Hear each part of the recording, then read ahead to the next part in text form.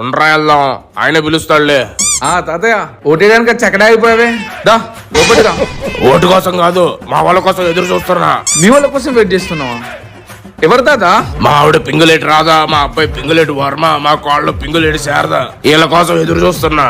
Array ఇప్పుడే 5 నిమిషాల క్రితమే ఓటేసి వెళ్ళిపోయారు కదా. ఓటేసి వెళ్ళిపోయారట్రా.